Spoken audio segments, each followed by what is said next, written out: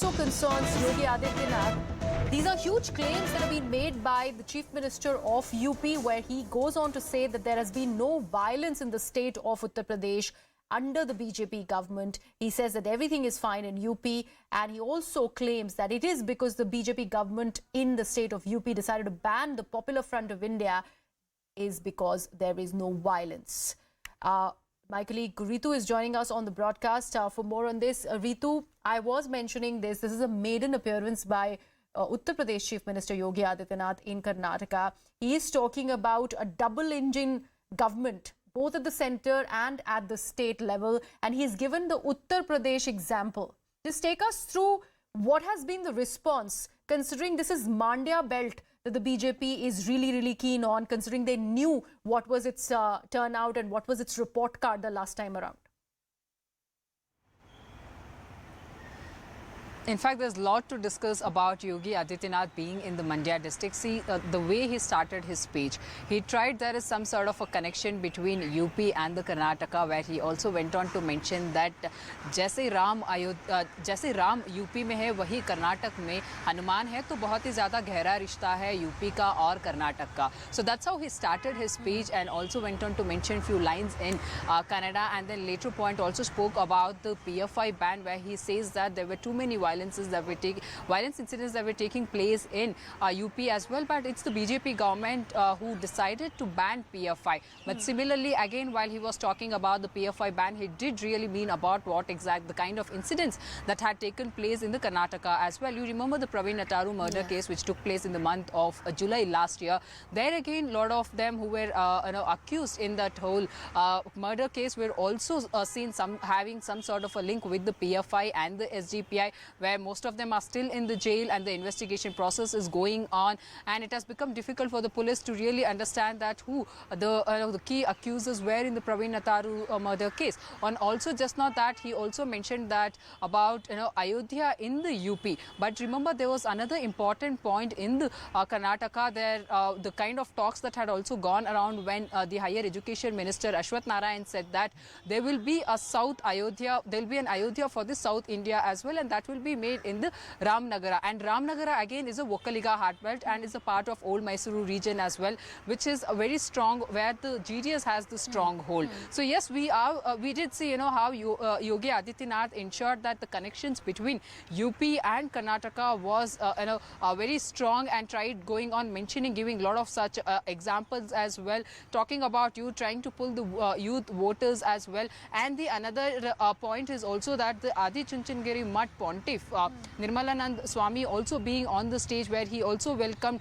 Now, what is the importance of that is also, see, Adi Chunchandgiri Mutt also belongs to the Nath sect, which is also the sect of Yogi Adityanath as well. So yes, that's the strong connection that the BJP is trying to build in the old Mysuru region, because in the Vokkaliga earlier, as we were discussing, in the under the Gaudas as well, there's one subsect which is actually called as the Nath. Now, most of them, the Vokkaliga leaders in the state, especially in the BJP, went on to say that how there is a connection between Yogi Adityanath and Vokkaligas strongly, because there's this similarity, that's the Nath, the sect connection there. So there he tried, the Yogi Adityanath trying to woo the Vokkaliga voters, also going on mentioning a lot about the youths, the jobs, the development works that had taken place across the state, but an important presence of Yogi Adityanath in the Mandya district today. Absolutely.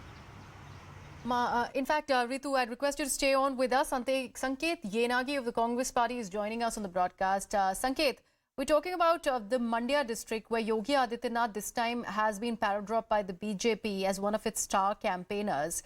BJP knows fully well that the last time around, if it is to go to the report card of the BJP, it won just 4 out of the 22 seats there in 2018. It is a JDS and also in some sense a Congress stronghold.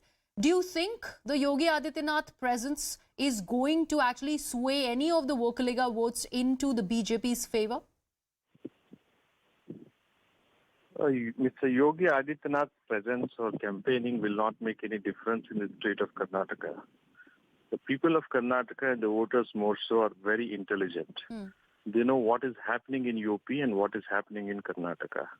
They also know how Yogi Adityanath couldn't control the law and order problem in the state of UP. And the way Mr. Yogi Adityanath is trying to compare UP along with the Karnataka, that itself is condemnable in fact.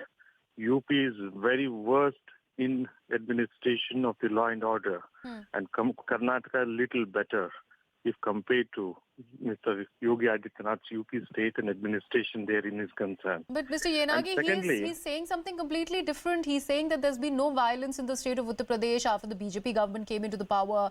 He's also gone on to claim that it was only after the PFI ban that no violence has been reported out of the state, and they are planning something similar if they are voted back into power in Karnataka as well. First of all, Mr. Yogi Adityanath has to answer. The BJP is in power in central and also in the state of Karnataka since around 3.5 to 4 years. Why they have not banned PFI since 4 years, and why could they ban it only at the last fag end of the tenure? Whether they wanted to allow the communal violence to happen, if so, or whether they were sponsoring, or whether they wanted to encourage them to commit or some offenses, or to allow them to disrupt the peace and order so that they can make it as a communal issue and garner votes. So why they delayed for 4 years? That's the first question Mr. Yogi Adityanath had to answer, I'd which he has Mr. avoided S. himself. Prakash of the BJP, who's also now joined us, to answer that. Mr. Prakash, you heard Mr. Yenagi. Now, he's mentioned that why the delay in banning the PFI, which Yogi Adityanath is so proudly talking about, that there's no violence in the state of UP, and they're planning something similar in Karnataka also after the ban of PFI. But why the delay is the question that's been posed by the Congress party. Any ban on an organization to become a reality, you need to collect evidences, and it has to be substantiated in the court of law. It goes under legal scrutiny. Central government collected enough evidences, and it takes time. Overnight, such activities are not possible, and we had the political will to ban that organization. We banned the organization, but the earlier Congress government had waived off many cases of PFI during Siddaramaiah regime. That is the difference between the BJP and the Congress. Now that it has banned and many of their leaders have been put behind the bars, their activities have been curbed ruthlessly in Karnataka.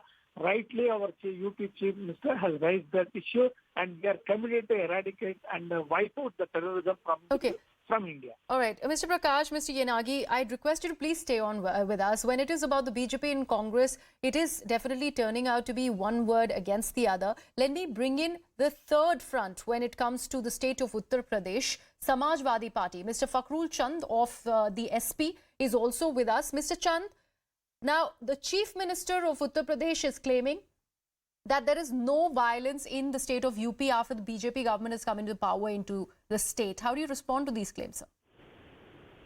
देखिए, उत्तर प्रदेश की कानून व्यवस्था पे आज इतना बड़ा सवालिया निशान है प्रयागराज की घटना के बाद कि मुख्यमंत्री जी कैसे उत्तर प्रदेश की कानून व्यवस्था का दावा दूसरे राज्य में जाके कर सकते हैं। जब वो ये कहते हैं कि उत्तर प्रदेश में दंगे नहीं होते, तो मैं पूछना चाहता हूं कि जब आपने लखनऊ में होर्डिंग्स लगाई थी कि दंगाइयों के पोस्टर लगाए थे, मामला माननीय सुप्रीम कोर्ट तक गया था, वो क्या थे? या तो आप तब झूठ बोल रहे थे या आज आप झूठ बोल रहे हैं। दूसरी बात ये कि कानपुर में पिछले साल क्या हुआ था, क्या वो दंगा नहीं था? अभी रामनवमी पे मथुरा में क्या हुआ, किस तरीके से बवाल हुआ? मुख्यमंत्री जी देखना नहीं चाहते हैं, दिखाना नहीं चाहते, सुनना नहीं चाहते हैं। उत्तर प्रदेश के बाहर जाके उत्तर प्रदेश की कानून व्यवस्था की बात करते हैं। उत्तर प्रदेश की कानून व्यवस्था आज पटरी पर नहीं है। उत्तर प्रदेश की राजधानी लखनऊ में एक बहन अपने घर के अंदर जा रही है और कट्टा लगा के लुटेरे उसकी चैन लूट के भाग जाते हैं। ये उत्तर प्रदेश की कानून व्यवस्था है। उत्तर प्रदेश में थानों में बलात्कार हो रहे हैं और पिछले साल हम लोग ने देखा था कैसे किसानों पे गाड़ी चलाने वाले लोग आज वो जेल के बाहर है, मूंछों पे ताव देकर घूम रहे हैं। और भारतीय जनता पार्टी का एक विधायक वो मंच से खड़े होकर कहता है कि 51 लाख रुपया उत्तर भारत के एक माफिया ने दिया चंदा सिर्फ चुनाव लड़ने के लिए। तो आखिर माफियाओं के साथ जिन जो सरकारें जो विधायक चंदा लेके विधायक बन रहे हैं, आखिर वो बदले में उस विधायक को क्या सुविधा, उस माफिया को क्या सुविधा दे रहे हैं, उनके लिए क्या काम कर रहे हैं? इसलिए उत्तर प्रदेश की कानून व्यवस्था वो आज चरमरा गई है। उत्तर प्रदेश में बड़े बड़े दावे करते हैं मुख्यमंत्री।